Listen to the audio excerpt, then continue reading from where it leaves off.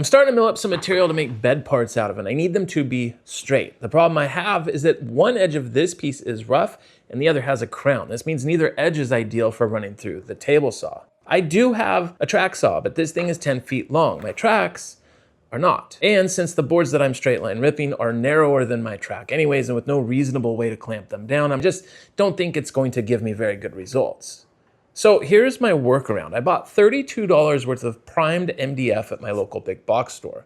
These are essentially undersized 1x4s made out of MDF. 2 8-foot pieces, 1 10-foot piece, lightweight, straight, and strong enough for what I'm using them for, at least I hope.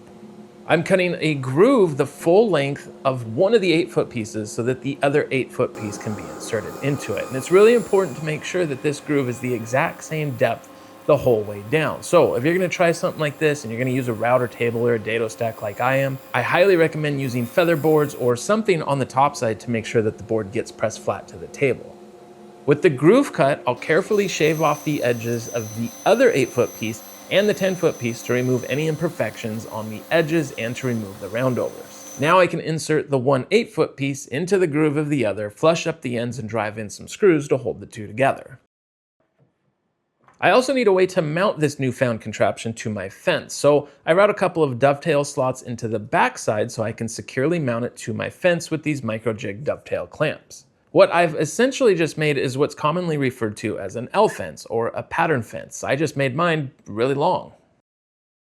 And here's how to set it up. I determine the height of the fence by placing a piece of 1/2 inch or so material on top of the material that I'm straight line ripping. Then I secure it to my table saw fence, remove the 1/2 inch scrap, and then adjust the blade height to make my rip cut.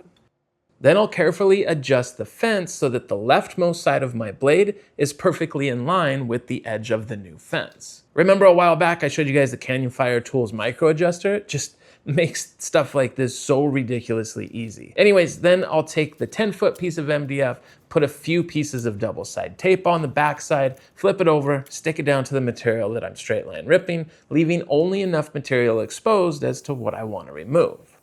Okay, and now for the maiden voyage. Now, if you aren't sure yet what exactly is going on here, I'm just simply using the 10-foot piece of MDF as a bearing to ride against the MDF fence that I just made. With both the fence and the bearing piece being straight, that means my cut is now perfectly straight as well. Of course, showing you how well this worked turned out to be quite the challenge, but I can tell you that this is the straightest edge on anything over about 6 feet long that I've ever had in the shop. And you can tell from the offcut just how crowned that edge really was.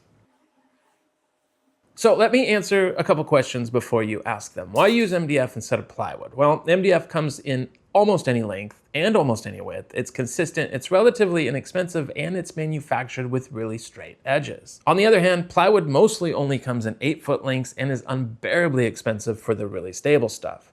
Why can't you just secure the top board to the material, hang it off the edge a little, and just use the factory fence? Well, that's actually my go-to method 99% of the time for shorter pieces. The longer the piece, though, the longer you want your fence and or guide to be. You can see here that if I was just to use the top board and ride it against the factory fence, I have very little contact with the fence before I start to make the cut. This means there's a good chance that the first part of my cut is not gonna be quite right. With the longer fence, I can get much better registration for the start of my cut.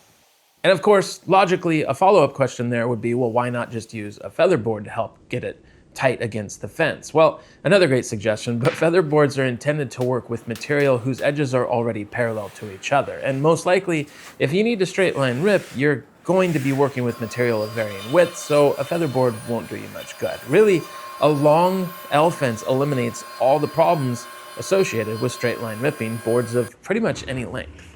Did you guys know that I've been doing YouTube for 7 years and I've never taken a paid sponsorship? Like, we've never been paid to produce this content. In 7 years, that's kind of crazy. Well, I'm happy to announce we do finally have a sponsor, but plot twist, it's me. Hey, I'm Jody, this is Inspire Woodcraft, and I design and manufacture things you might find useful around a woodworking shop. Like this adjustable bleeder valve that installs between your shop vac or extractor and your favorite vacuum hose to reduce the suction power at your tools. This is perfect for keeping your sander from being pulled too hard into your work and causing unnecessary scratches. And one of my personal favorites, this mountable hose coupler that connects virtually any two hoses you can throw at it. I have one installed at my miter station so I can still have dust collection when I'm using the saw without having to have a separate dedicated vacuum. Speaking of miter saws and dust collection, our most popular items by far are these dust collection throat plates that we make for a growing list of miter saws. These collect any debris that gets created forward of the arbor and sends it back to get sucked up by your vacuum. That's that big cloud of dust that shoots out the back of your saw with every cut. Anyway, if you want to help support the channel and you think any of these things could add value to your space, you can check out everything we have to offer over at inspirewoodcraft.com.